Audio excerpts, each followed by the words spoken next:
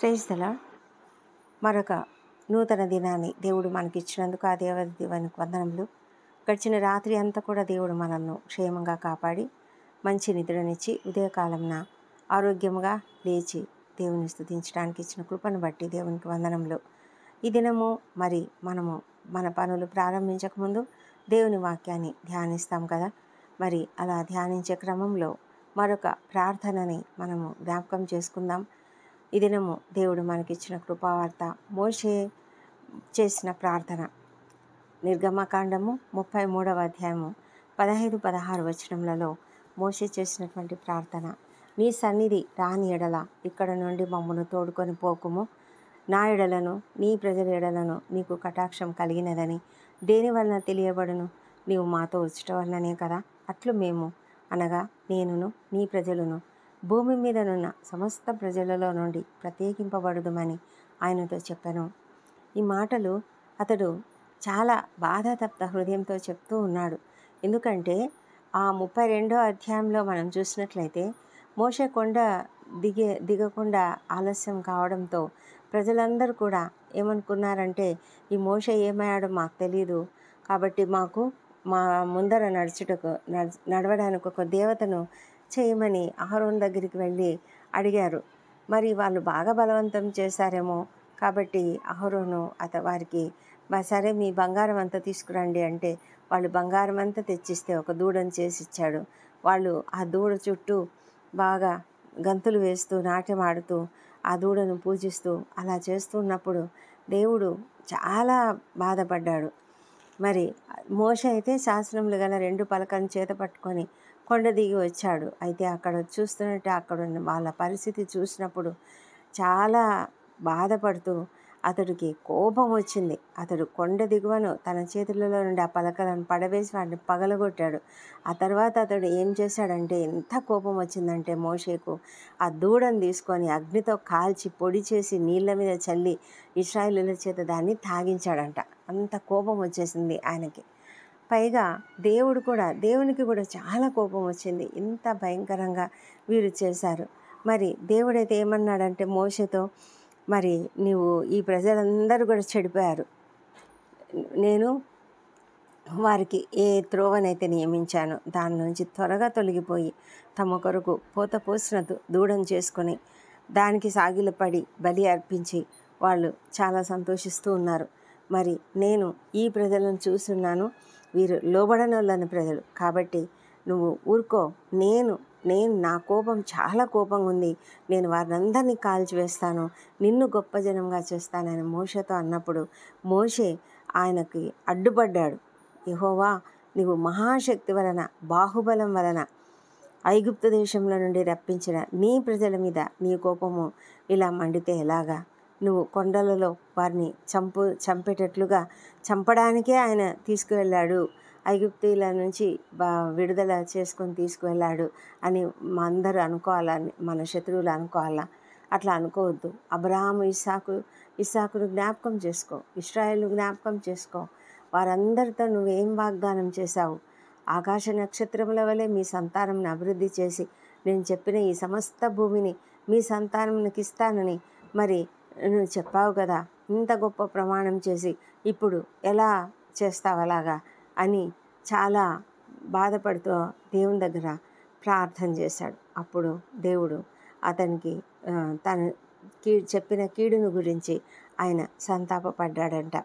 ఆ తర్వాత మోషేకు కూడా చాలా కోపం వచ్చి మరి వాళ్ళతో చాలా కోపంగా మాట్లాడిన తర్వాత వారు మోషేతో ఏమంటున్నారంటే, వాళ్ళు నేడు యెహోవా మిమ్మల్ని ఆశీర్వదించినట్లు మీలో ప్రతివాడు మిమ్మల్ని మీరు ప్రతిష్ఠ చేసుకోవాలి అని చెప్పి మోషే యెహోవా దగ్గరికి వారిని తీసుకువచ్చాడు. మరి అయితే వాళ్ళు ఆయన దగ్గరికి రాలేకపోయారు. మోషే అయితే దేవుని దగ్గరికి వచ్చి, అయ్యో ఈ ప్రజలు గొప్ప పాపం చేశారు, అయ్యో నీవు వారి పాపంను ఒకవేళ పరిహరించితివా, లేని ఎడల నీవు రాసిన గ్రంథంలో నుండి నా పేరు తుడిచివేయమని బ్రతిమాలుకొంచున్నానని చెప్పాడు. అందుకు యెహోవా, ఎవడు నా ఎదుట పాపం చేశానో వాని నా గ్రంథంలో నుండి తుడిచివేస్తాను, కాబట్టి నువ్వు వెళ్ళి నేను నీతో చెప్పిన చోటికి ప్రజలను నడిపించుము, ఇదిగో నా దూత నీకు ముందుగా వస్తాడు, నేను వచ్చు దినమున వారి పాపమును వారి మీదికి రప్పించదనని మోషేతో చెప్పినప్పుడు మరి చాలా బాధ అయింది మోషేకు.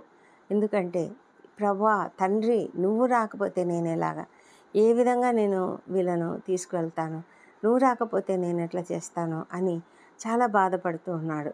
మరి మోషే దేవుడైతే చాలా చాలా నొచ్చుకున్నాడు. ఆయన చాలా మనసు నొచ్చుకొని, నేను పాలు తేనెలు ప్రవహించే దేశంనకు మీరు వెళ్ళండి, నేను నా దూతను మీకు ముందుగా పంపిస్తాను అని చెప్తున్నాడు.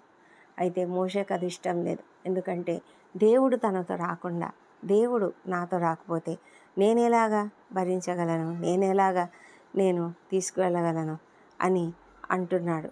మరి దేవుడైతే నేను మీతో రాను, ఎందుకంటే వీళ్ళు లోబడనొల్లని ప్రజలు అని చెప్పాడు. అప్పుడు ప్రజలంతా కూడా ఆ దుర్వార్తను విని దుఃఖించారు. ఎవరు కూడా ఆభరణాలు ధరించుకోలేదంట. అప్పుడు మోషేతో మళ్ళీ దేవుడు అన్నాడు, మీరు లోబడనొల్లని ప్రజలు, ఒక క్షణం మాత్రము నేను మీ నడుమకు వచ్చితినా మిమ్మను నిర్మూలం చేసేతను గనుక మిమ్మను ఏమి చేయవలనో అది నాకు తెలియనట్లు మీ ఆభరణములను మీ మీద నుండి తీసివేయుడి అని చెప్పాడు. కాబట్టి ఇశ్రాయేలీయులు హోరేబు కొండ వద్ద తమ ఆభరణాలన్నీ కూడా తీసివేశారంట. దేవునికి ఎంత కోపం వచ్చిందంటే, నిజంగా దేవుడు చేసినటువంటి అద్భుత కార్యాలను అన్నిటినీ వాళ్ళు మర్చిపోయారు. దేవుడు ఎంత గొప్పగా వాళ్ళను కాపాడుతూ వచ్చాడు, ఎన్ని విధాలుగా మరి అగ్ని స్తంభంలో మేఘస్తంభంలో ఉంటూ వారికి తోడుగా వస్తూ ఉన్నాడు.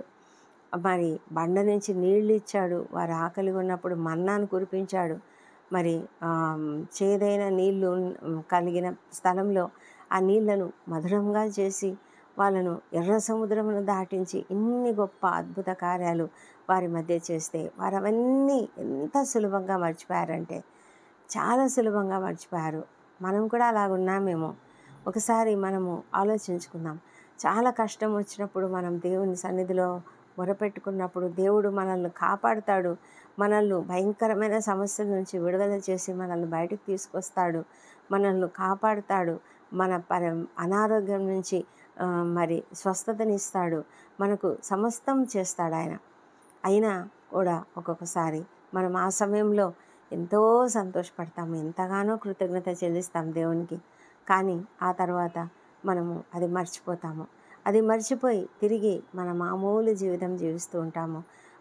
అంటే దేవునికి అవిధేయంగా జీవిస్తూ ఉంటాము. చాలాసార్లు దేవునికి నమ్మకంగా ఉండకుండా తప్పిపోతూ ఉంటాము. ఇశ్రాయేలీయులు అదే చేశారు.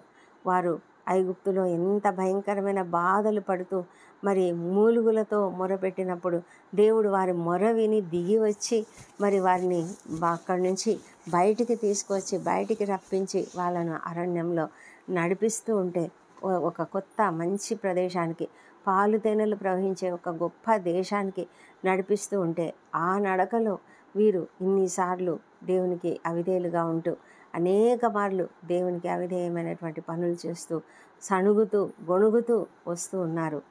మరి ఇది ఇంకా చాలా ఎక్స్ట్రీమ్ అయిపోయిందనమాట.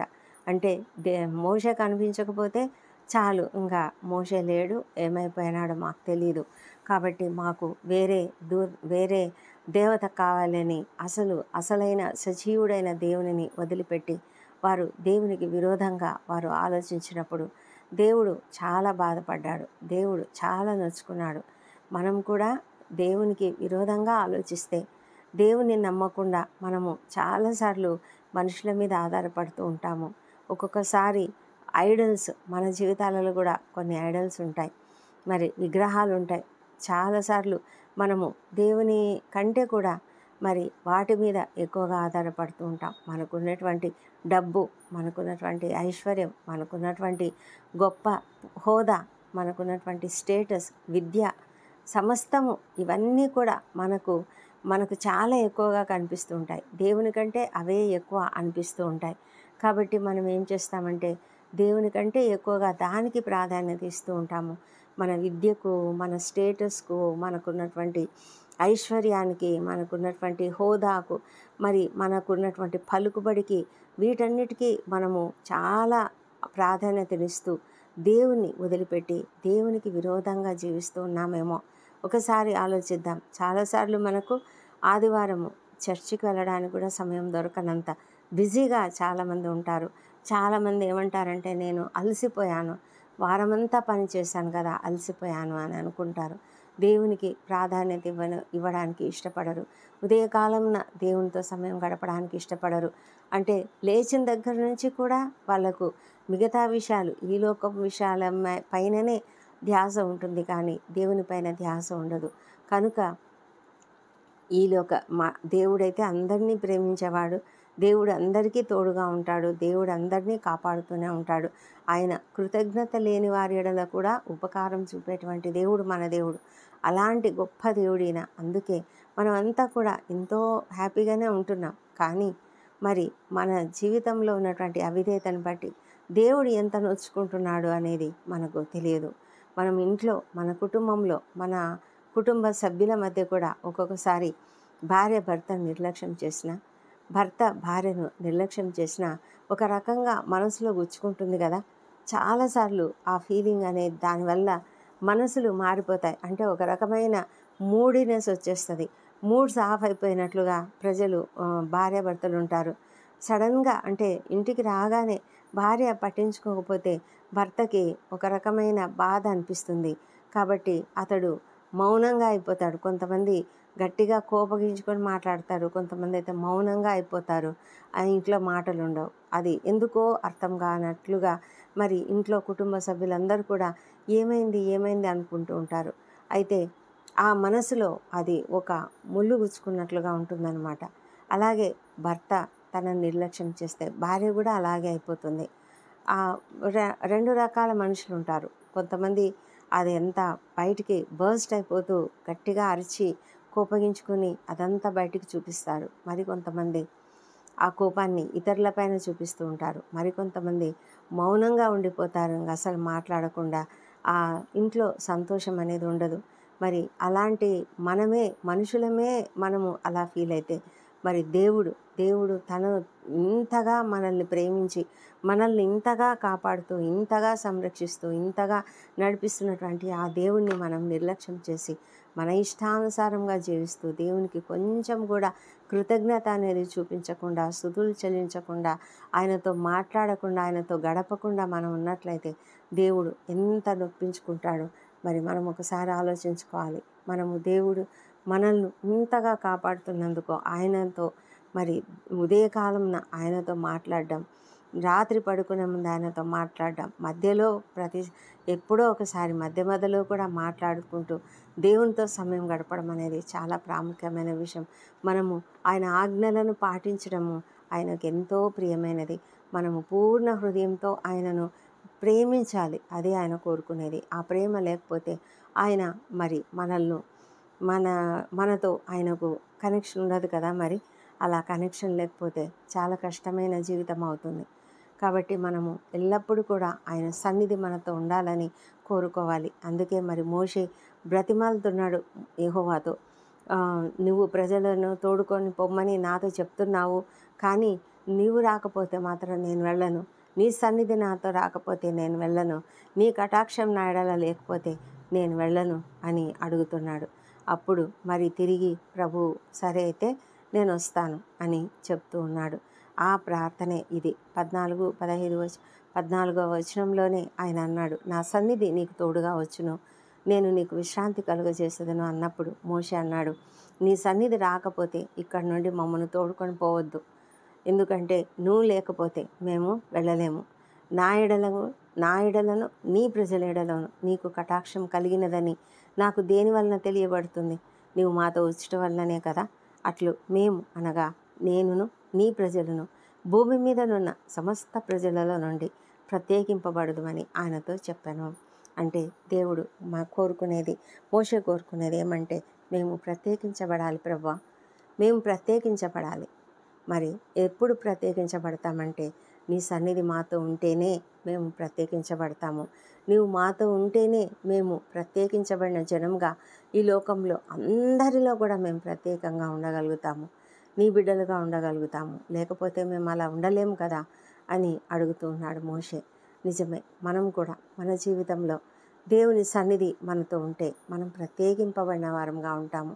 ఈ లోకంలో మన జీవితంలో మనం ఏ ఉద్యోగంలో ఉన్నా, మనం ఏ ఫీల్డ్లో ఉన్నా, ఏ ఓ, ఏ పనిలో ఉన్నా, ఏ బిజినెస్లో ఉన్నా, లేకపోతే ఎక్కడ ఉన్నప్పటికీ కూడా మన యొక్క జీవితంలో దేవుని సన్నిధి మనతో ఉన్నట్లయితే మనం ప్రత్యేకంగా కనబడతాము. ప్రత్యేకించబడిన రీతిగా మనం కనబడతాము. మోషే పైన కొండ మీద దేవునితో గడిపి వచ్చేసరికి అతని ముఖం వెలిగిపోతుందట. మరి ఇశ్రాయేలీయులంతా కూడా ఆయన ముఖం చూడాలంటే భయపడిపోయారు. అంత వెలిగిపోతుంది. మరి అలాంటి వెలుగు మనలో కూడా వస్తుంది. మనం దేవునితో అధికంగా గడిపినప్పుడు ఆయన వెలుగు మనలోనికి రిఫ్లెక్ట్ అవుతుంది. కాబట్టి మనం కూడా వెలుగుమయమై ఉంటాము. మన జీవితంలో మనం చేసే పనులన్నీ వెలుగుమయంగా ఉంటాయి. మనం చేసే పనులన్నీ కూడా ఇతరులకు మాదిరికరంగా ఉంటాయి. మనం చేసే పనులు ఇతరులకు క్షేమాభివృద్ధిని కలిగించేవిగా ఉంటాయి. దేవునికి మహిమ కలిగించేవిగా ఉంటాయి. మన పనులు, మన మాటలు, మన తలంపులు, మన క్రియలు అన్నీ కూడా ప్రత్యేకంగా ఉంటాయి. ప్రత్యేకించబడిన రీతిగా ఉంటాయి. కాబట్టి ప్రజలందరూ తెలుసుకుంటారు, అర్థమైపోతుంది వాళ్లకు, వీళ్ళు దేవుని యొక్క బిడ్డలు, వీరు దేవుని యొక్క అనుచరులు, క్రీస్తు అనుచరులు వీళ్ళు అని వాళ్ళు తెలుసుకోగలుగుతారు. నిజంగా మన యొక్క ప్రవర్తన, మన యొక్క మాట తీరు సమస్తం కూడా మారిపోతుంది. అలా మారిపోవాలని మనం కోరుకుంటూ ఉంటే తప్పకుండా దేవుని సన్నిధిని మనం కలిగి ఉందాం. ఆయన సన్నిధి మనకు ఉంటే మనము ఎల్లప్పుడూ కూడా ప్రత్యేకించబడిన వారంగా ఉంటూ ఈ లోకంలో మనము వెలుగు బిడ్డలుగా ఉంటాము. మీరు లోకమునకు వెలుగై ఉన్నారు అని ప్రభువైన యేసుక్రీస్తు మనకు చెప్పాడు. మనము లోకమునకు వెలుగుగా ఉండాలి అంటే తప్పకుండా ఆయన సన్నిధి మనతో ఉండాలి. ఆయన సన్నిధి మనతో ఉంటే మనము ఈ లోకమంతటికి కూడా వెలుగు చూపించగలము. లోకానికి ఉప్పుగా కూడా మనం ఉండగలము. మన యొక్క మాటలు రుచికరంగా ఉంటాయి, అందరికీ క్షేమాభివృద్ధి కలిగిస్తాయి. మనము అనేకులకు ఆదరణకరంగా ఉంటాము, ఆశీర్వాదకరంగా ఉంటాము. ఆ విధంగా జీవించగలగడానికి దేవుడు మనకు సహాయం చేయాలని, దేవుడు మనతో ఉండాలని, ఎల్లప్పుడూ మనతో ఉండాలని మనం దేవుణ్ణి అడుగుదాం. మోషే చేసినటువంటి ఈ ప్రార్థన మనం కూడా చేయాలి. మోషే చేసినట్లుగా మనము నిత్యము దేవుని సన్నిధి మనతో ఉండాలని కోరుకుంటూ ఆయన సన్నిధిలో మనం ప్రార్థిద్దాం. ఈ గొప్ప ప్రార్థన, అద్భుతమైన ప్రార్థన. ఇలాంటి గొప్ప ప్రార్థనా పరులు ఈ లోకంలో ఉంటేనే ఈ లోకంలో ఇంకా అనేక మంది దేవుని ఎరగని వారు దేవుని వైపుకు తిరగగలుగుతారు. మనము ప్రత్యేకించబడిన వారమై దేవుని బిడ్డలుగా వెలగగలుగుతాము. అలాంటి కృప మనకందరికీ కలుగునట్లుగా దేవుణ్ణి ప్రార్థిద్దాం. దేవుడి కృపావార్తను దీవించునుగాక. ప్రార్థించుకుందాం. పరిశుద్ధుడా, గొప్ప దేవా, స్తుతుల పాత్రుడా, నీకే స్తుతి, నీకే స్తోత్రం, నీకే ఘనత, మహిమ, ప్రభావంలో ఆరోపిస్తున్నాం. ఇదే కాలంలో తండ్రి ఈ విధంగా ప్రార్థించుకోవడానికి మీరు మాకు ఇచ్చిన కృపను బట్టి నీకు వందనములు, స్తోత్రములు. మా తండ్రి, మా ప్రార్థనలు అంగీకరించండి ప్రభా. మా అపరాధములను క్షమించండి. ఇతరులు మాడలా చేసిన అపరాధములను మేము కూడా క్షమిస్తున్నాము తండ్రి. నీ గొప్ప కృపను బట్టి నాయన నీకు ఎల్లప్పుడూ మేము కృతజ్ఞతాస్తుతులు చెల్లిస్తున్నాం తండ్రి. ప్రభా నాయన, ఉదయకాలంన ప్రతి దినము తండ్రి నీతో లేచిన వెంటనే తండ్రి నీతో మాట్లాడడానికి, నీతో సమయం గడపడానికి మాకు సహాయం చేయండి తండ్రి. ప్రభా నాయన, వాక్యం ద్వారా మీరు మాతో మాట్లాడతారు, ప్రార్థన ద్వారా మేము నీతో మాట్లాడతాం తండ్రి. అలాంటి గొప్ప కృప తండ్రి, నీతో సహవాసము, నీ యొక్క సన్నిధానము మాకు అనుగ్రహించుము తండ్రి. ప్రభా, నీ సన్నిధి మాతో నిత్యం ఉండాలంటే మేము ఉదయకాలంలోనే తండ్రి నీతో మాట్లాడాలి తండ్రి. నీ యొక్క వాక్యంను ధ్యానిస్తూ దినమంతా కూడా నీ యొక్క వాక్యంను మా హృదయంలో ఉంచుకున్నట్లయితే తండ్రి మేము గొప్పగా నీ సన్నిధిని పొందగలుగుతాము, నీ సన్నిధిని అనుభవించగలుగుతాము తండ్రి. ఓ దేవా, గొప్ప దేవా తండ్రి, నీకే స్తుతి, నీకే స్తుతి, నీకే ఆరాధన సమర్పిస్తున్నాయన మా ప్రభా. ఉదయకాలం నా తండ్రి అడుగుతున్నాం తండ్రి, సహాయం చేయండి మా తండ్రి. దేవా, మాతో మీరున్నందుకు నీకు వందనములు, మా మనవులు ఆలకిస్తున్నందుకు నీకు వందనములు, మా ప్రార్థనలు అంగీకరిస్తున్నందుకు నీకు వందనములు మా తండ్రి. ప్రతి ఒక్కరికి అలాంటి అవకాశం అనుగ్రహించండి. ప్రతి ఒక్కరూ నాయన ఏమాత్రం అలసత్వం లేకుండా తండ్రి నాయన నీ సన్నిధిని గడపాలనేటువంటి ఆతృత ప్రతి ఒక్కరికి అనుగ్రహించండి, ఆసక్తిని అనుగ్రహించండి దేవా. ప్రభా, పూర్ణ హృదయంతో నిన్ను వెదికే కృపను దయచేయమని ప్రార్థిస్తున్నాం ప్రభా. తండ్రి, మేము వెతికితే మీరు దొరికే దేవుడు మా ప్రభా, కృప చూపించండి దేవా తండ్రి. ఉదయకాలంన తండ్రి మేము మా పనులకు వెళ్ళకముందు నిన్ను అడుగుతున్నాము, నీ సన్నిధి మాతో ఉంచండి దేవా తండ్రి, ఈ దినం మా పనులన్నిట్లో కూడా తోడుగా ఉండండి. మాకు కావాల్సిన మంచి జ్ఞానం అనుగ్రహించండి. మేము ఎవరితో ఎలా మాట్లాడాలో, ఎప్పుడు ఎలా మాట్లాడాలో సమస్తమును మీరు మాకు తెలియజేసే దేవుడు, మమ్మల్ని నడిపించే దేవుడు, కాపాడే దేవుడు తండ్రి. ప్రభా, మాకు కావాల్సిన జ్ఞానం ఇచ్చే దేవుడు, మీకే వందనములు. మా ప్రయాణములలో క్షేమమును భద్రతను అనుగ్రహించండి తండ్రి. విద్యార్థులను దీవించండి. వారు రాస్తున్న పరీక్షల్లో మంచి మార్కులతో విజయం అనుగ్రహించండి తండ్రి. ప్రభా, ప్రతి ఒక్కరికి నాన్న మంచి ఉత్తీర్ణత అనుగ్రహించండి. వారు ఎంతగానో సిద్ధపడుతూ ఉన్నారు, ప్రిపేర్ అవుతుంటుండగా తండ్రి వారికి మంచి జ్ఞాపక శక్తులు అనుగ్రహించండి. వారికి మంచి ఆరోగ్యం అనుగ్రహించండి. వారి ప్రాణాలలో క్షేమమును దయచేయండి. మా తండ్రి దేవ, ఎండ దెబ్బ తగలకుండా కాపాడండి. మా తండ్రి నాయన మంచి ఉత్తీర్ణత పొందుకొని ఉన్నత స్థాయికి వారు చేరుకొనలాగున, నీ బిడ్డలుగా వారు జీవించలాగున సహాయం చేయమని ప్రార్థిస్తున్నాము. మా ప్రభా, ఇది ఇంటర్వ్యూలకు హాజరవుతున్న ప్రతి ఒక్కరికి విజయం అనుగ్రహించండి తండ్రి. మా ప్రభా తండ్రి, ఎవరెవరైతే ఉద్యోగాలు లేక ఎన్నో ప్రయత్నాలు చేస్తున్నారో వారికి తప్పకుండా సఫలత అనుగ్రహించండి. ప్రభా నైనా వివాహ ప్రయత్నం చేస్తున్నటువంటి వారికి కూడా సఫలత అనుగ్రహించండి తండ్రి. మీరు తగిన కాలంలో తగిన సహాయాన్ని, మీరు సాటి అయిన సహాయాన్ని అనుగ్రహించే దేవుడు అంటున్నారు. దేవా, కృపతో ప్రతి ఒక్కరికి నాయన, ఏ ఒక్కరు ఒంటరిగా ఉండడం మీకు ఇష్టం లేదు నాయన. సాటి అయిన సహాయాన్ని వారికి అనుగ్రహించమని ప్రార్థిస్తున్నాము. మా దేవా ప్రభా, సంతానం కొరకు నీ వైపు చూస్తున్నటువంటి ప్రతి బిడ్డను కూడా దర్శించండి. వారిలో నీ పునరుత్థాన శక్తిని ప్రవేశపెట్టి చక్కటి సంతానంను వారికి అనుగ్రహించమని ప్రార్థిస్తున్నాం ప్రభా. మా తండ్రి దేవా, మరి నీకు సమస్తము సాధ్యము. దేవా, నీకే వందనములు చెల్లించుకుంటున్నాము. గర్భిణీ స్త్రీని ఆశ్రయించండి, వారికి సుఖమైన ప్రసవం అనుగ్రహించమని వేడుకొంచున్నాము. ప్రతి కుటుంబాన్ని మీరు దీవించండి. ప్రతి కుటుంబంలో శాంతి సమాధానం అనుగ్రహించండి. మా ప్రభా తండ్రి, మనస్పర్ధలు లేకుండా కాపాడండి. ప్రతి ఒక్కరూ ఒకరినొకరు అర్థం చేసుకొని సంతోషంగా జీవించగలిగే కృపను దయచేయమని ప్రార్థిస్తున్నాం తండ్రి.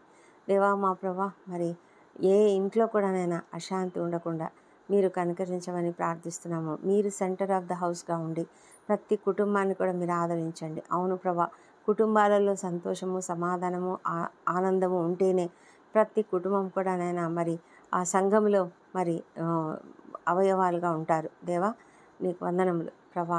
మరి మీరే కనికరించమని ప్రార్థిస్తున్నాము. సాతానుడు కుటుంబాలపై దాడి చేస్తుంటుండగా యేసునామములో లయం చేస్తున్నాము. సహాయం చేయమని వేడుకొంచున్నాము తండ్రి. అనారోగ్యంతో బాధపడుతున్న ప్రతి ఒక్కరిని స్వస్థపరచండి. భయంకరమైన వ్యాధులు, క్యాన్సర్ వ్యాధులతో బాధపడుతున్నటువంటి వారు, కిడ్నీ వ్యాధులతో బాధపడుతున్న వారిని దయ ఉంచి నన్ను స్వస్థపరచమని వేడుకొంచున్నాం ప్రభా. మా తండ్రి, మీరు స్వస్థపరిచే దేవుడు అంటున్నారు. కృప చూపించండి తండ్రి. ఎంతోమంది కీమోథెరపీలు, డయాలసిస్ల మీద ఆధారపడి ఉన్నారు. ఆ అవసరత రాకుండా చేయమని యేసునామములో బ్రతిమాలి అడుగుతుంటున్నాం ప్రభా. ప్రభా, మీరు స్వస్థపరిచే దేవుడు. యేసునామములో ప్రతి ఒక్కరు స్వస్థపడుదురుగాక. పనిచేయని కిడ్నీలు పనిచేయనుగాక. మా ప్రభా, క్యాన్సర్ వ్యాధి సమస్తము కూడా లయమైపోను గాక. ప్రభా, శరీరంలో ఏ భాగంలో క్యాన్సర్ ఉన్నప్పటికీ తండ్రి దయచేసి నాయన తొలగించమని ప్రార్థిస్తున్నాం ప్రభా. సంపూర్ణ స్వస్థత అనుగ్రహించమని బ్రతిమాలి అడుగుతుంటున్నాం ప్రభా. కృప చూపించండి తండ్రి, కృప చూపించండి తండ్రి. దేవా మా ప్రభానైనా మరి అనారోగ్యంతో బాధపడుతున్న అనేక దినాలుగా మరి పడకల్లో ఉన్నటువంటి వాళ్ళను లేవనెత్తండి. క్రిటికల్ కండిషన్స్లో ఉన్న వాళ్ళని లేవనెత్తండి ప్రభానైనా. మరి ఎంతోమంది ఐసీయూలో ఉన్నారు ప్రభా, వారిని కూడా లేవనెత్తమని ప్రార్థిస్తున్నాం ప్రభా. ఆ కుటుంబాలను మీరు ఆదరించండి. వాళ్ళకున్న ఆర్థిక భారంలో నుంచి నాయన వారికి విడుదల యేసునామములో కలుగునుగాక. మా ప్రభానైనా ప్రతి కుటుంబాన్ని మీరు ఆదరించండి దేవా ప్రభా. మరి అనేకమైన రుగ్మతలతో బాధపడుతున్నటువంటి వారు, భయంకరమైన వ్యాధులతో బాధపడుతున్న ప్రతి ఒక్కరిని స్వస్థపరచండి మా తండ్రి. చిన్నవే అనుకుంటాం, కానీ కొన్ని డైలీ ప్రతిదినం తండ్రి మమ్మల్ని వేధించేటువంటి కొన్ని సమస్యలు, స్పాండిలైటిస్ సమస్య, మైగ్రేన్ తలనొప్పులు మా తండ్రి నాయన, చెవులలో సమస్య, కళ్ళల్లో సమస్య ప్రభా, రెటీనాలో సమస్య, చూపులో సమస్య, ముక్కులలో నాయన, మరి నోటిలో, పళ్ళలో తండ్రి, మరి థైరాయిడ్ ప్రాబ్లము, ఇవన్నీ కూడా యేసునామములో తొలగిపోనుగాక. ప్రతి ఒక్కరికి నాయన ప్రతి విధమైన తలనొప్పి నుంచి విడుదల కలుగునుగాక. మా ప్రభా తండ్రి, ఎంతోమంది నాయన చేతులు నొప్పులు, మెడల నొప్పులు తండ్రి ప్రభా, మరి రైట్ సైడ్ లెఫ్ట్ సైడ్ అంటూ తండ్రి భయంకరమైనటువంటి నొప్పులతో బాధపడుతున్నారు ప్రభా. అలాంటి నొప్పులన్నిటి కూడా నాయన యేసునామంలో నాయన స్వస్థపరచమని ప్రార్థిస్తున్నాం. సంపూర్ణ స్వస్థత, సంపూర్ణ విడుదల ప్రతి ఒక్కరికి కలుగును గాక దేవా. వెన్నెముకలో సమస్యలు ఉన్నటువంటి వారిని నాయన దీవించండి ప్రభా. నాయన ఆ సమస్యనంతటిని తొలగించండి. నరాలలో వ్యాధులతో బాధపడుతున్న ప్రతి ఒక్కరిని స్వస్థపరచమని వేడుకొంచున్నాము. అనేక మంది సయాటికా పెయిన్ ప్రభా, స్పాండిలైటిస్, ఇంకా లంబార్ స్పాండిలైటిస్, వీటన్నిటితో బాధపడుతున్నటువంటి వారు అనేక మంది ఉన్నారు నాయన. స్వస్థపరచమని ప్రార్థిస్తున్నాం ప్రభా. మా తండ్రి దేవ, మరి సీజనల్ డిఫరెన్సెస్ వల్ల వస్తున్నటువంటి అనేక వ్యాధుల నుంచి, బాధల నుంచి నాయన ప్రతి ఒక్కరికి విడుదల కలుగును గాక. సంపూర్ణ స్వస్థత ప్రతి ఒక్కరికి దయచేయమని ప్రార్థిస్తున్నాం ప్రభా. మా తండ్రి చిన్నారులను, వృద్ధులను దీవించండి. వారికి కూడా మంచి ఆరోగ్యం అనుగ్రహించండి. మీ కాపుదల్లో వారిని భద్రంగా కాపాడండి ప్రభా. సర్జరీలు అయినటువంటి వారు కోలుకుంటుండగా వారికి తోడుగా ఉండండి. త్వరగా కోలుకోవడానికి సహాయం చేయండి ప్రభా. మా తండ్రి నాయన, ఈ దినం సర్జరీలు గుండా వెళ్తున్నటువంటి వారికి మీ కాపుదల భద్రత అనుగ్రహించి క్షేమంగా, ఆరోగ్యంగా వారు దానిలోంచి బయటికి రావడానికి సహాయం చేయండి తండ్రి దేవా. ప్రభా, ప్రతి కుటుంబంలోనైనా అందరూ ఆరోగ్యంగా ఉంటూ, అందరూ ప్రార్థనా జీవితం కలిగి, ప్రతి ఒక్కరు కూడా నాయన చక్కటి ప్రార్థనా జీవితం కలిగి ఉండడానికి సహాయం చేయమని నీ సన్నిధిలో ప్రార్థిస్తున్నాం తండ్రి. మా ప్రభా తండ్రి, మా దేశంను, రాష్ట్రంను పరిపాలిస్తున్న పరిపాలకులను, అధికారులను, ఉద్యోగులను ప్రతి ఒక్కరిని దీవించండి ప్రభా. వారికి అందరికీ ప్రభా నీ యొక్క కాపుదల, నీ యొక్క నెమ్మది దయచేసి నీతిగా, నిజాయితీగా పనిచేయడానికి సహాయం చేయమని ప్రార్థిస్తున్నాము.